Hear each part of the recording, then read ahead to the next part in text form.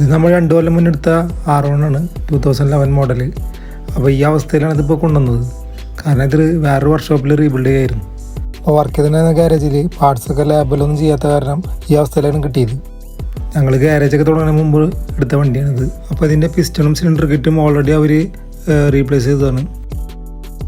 അപ്പോൾ ഇതാണ് പഴയ പിസ്റ്റണും സിലിണ്ടറും. അപ്പോൾ ഇതിൽ സ്കോറിങ് മാർക്സ് ഉണ്ടായിരുന്നു.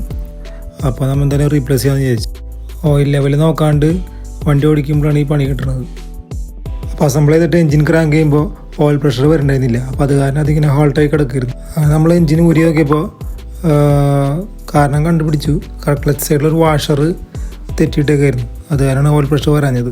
അപ്പോൾ വാഷർ ശരിക്കിട്ടിട്ട് ചുമ്മാ കൈ കൊണ്ട് ക്രാങ്ക് ചെയ്യുമ്പോഴേക്കും ഓയിലൊക്കെ നല്ലോണം വരണ്ടായിരുന്നു. അപ്പോൾ സംഭവം ഊരിയപ്പോൾ സമ്മിൻ്റെ ഉള്ളിൽ കുറേ ഡബ്രീസ് ഉണ്ടായിരുന്നു, വേസ്റ്റ് ക്ലോത്തിൻ്റെ ഒക്കെ. അപ്പോൾ എഞ്ചിൻ റീബിൽഡ് ചെയ്യുമ്പോൾ എപ്പോഴും നല്ല ക്വാളിറ്റിയുള്ള വേസ്റ്റ് ക്ലോത്ത് യൂസ് ചെയ്യണം. അപ്പോൾ വാൾ ക്ലിയറൻസും ടൈമിംഗ് ഒക്കെ രണ്ടാമത് ചെക്ക് ചെയ്തു. എല്ലാം ഓക്കെയാണ്. അപ്പോൾ സ്റ്റാർട്ടർ മോട്ടർ വെച്ച് ക്രാങ്ക് നോക്കാമെന്ന് വിചാരിച്ചപ്പോൾ അടുത്ത പണി കിട്ടി.